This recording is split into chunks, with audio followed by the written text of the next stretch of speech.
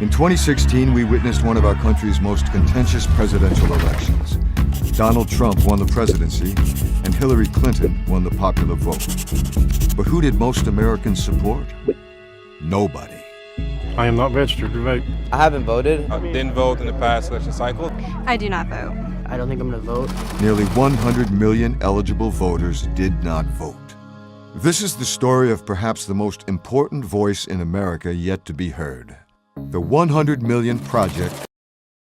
So, who are the 100 million? The Knight Foundation surveyed 12,000 people to see who make up the non-voting electorate. What they found actually tells us a very complicated story about who decides to sit out of elections. Joining us now via Skype is Yvette Alexander, the Director of Learning and Impact at the Knight Foundation, to discuss the non-voting population. Yvette, it's so great to have you. Thank you so much for joining us. Good morning. Good to be here.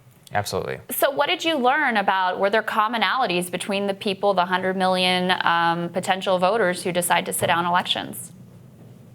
Sure. So it's, nearly 100 million Americans. So, of course, there's a lot of diversity among them, both in terms of their socioeconomics and their politics. But some of the things that we found that united them more was a lack of trust in our election system in general. They were more likely to doubt that elections were tallied accurately, that elections represented the will of the people, for example.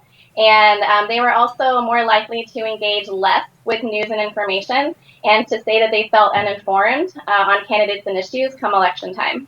And so, Yvette, what do we know about them socioeconomically? Because as I understand it, the largest group of voters in America is non-voters, and that those non-voters are disproportionately members of the working class of this country. So there's a lot of variety among them, for sure, but they do skew lower income, less likely to have a college degree. They do skew a little bit more minority, but they're still majority white and a little bit more likely to be female, which was a bit surprising to us. Very interesting. And what about their views on the issues? I mean, I know you said that they're more likely to feel uninformed or engage with news less. That doesn't mean they don't have opinions on the issues, though. What did you find there?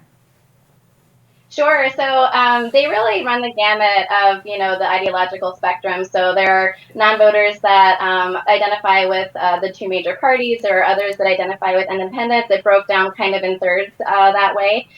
We asked about some hot button issues like, building a wall along the border of Mexico.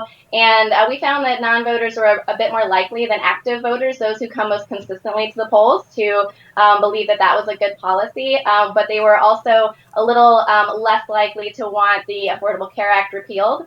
So they're interested in, immigration as an issue for the country. That was their number one issue that they cited when we asked what's the top issue facing the U.S. But they still care about things like healthcare, jobs, and the economy. And when we asked about 2020, who they would vote for if they, had to choose the next president, we found that they were pretty evenly divided. So about 30% said that they would reelect President Donald Trump, and 33% said that they would vote for the Democratic Party, with the balance either voting third party or undecided.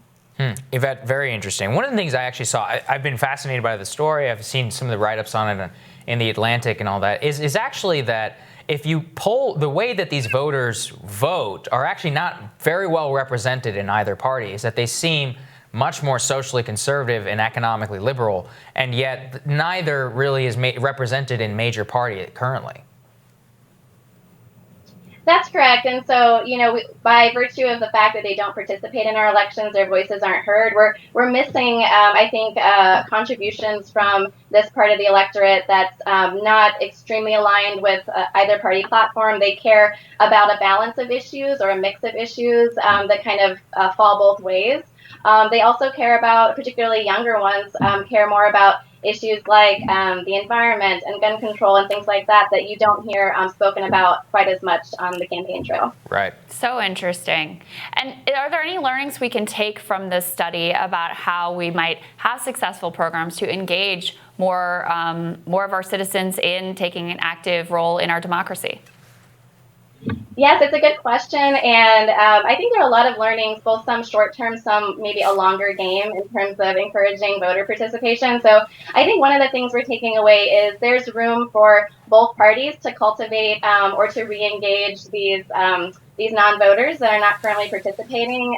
There's a little bit of a stereotype out there that most non-voters are all Democrat, and that's not the case. And so both parties would stand to gain from paying a little bit more attention to reaching out to these non-voters and the concerns that we're concerned by seeing the lack of faith in our basic election system, that it's somehow broken. And so I think we would be thinking about how do we educate not only our youth, but our adult population on how the election system works, maybe how to be more transparent when we report on election systems, how to communicate the efficacy of the system in a way that counterbalances some of the news that they hear when the Iowa caucus app doesn't work or there's a hanging Chad in Florida and things like that.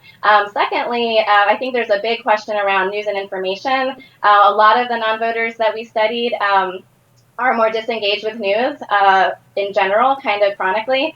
And that was very true for the 18 to 24-year-olds that we surveyed, young people. And so I think where there are questions moving forward on how do we help them to get basic information about candidates and issues and when elections are happening, how do we increase their confidence that they can know enough to vote and participate and have their voices heard, even bringing that information to them where they are at and not asking them to change their media consumption or behaviors drastically in order to get there. Right. Great point, Yvette. Thank you so much for joining us. We really appreciate it. Thank you. Next, while some members of the media are still trying to make Russiagate a thing, our next guest is still irritated by the 4-year sludge toward the story that never was. Rolling Stone reporter Matt Taibbi joins us next to talk about this when Rising continues.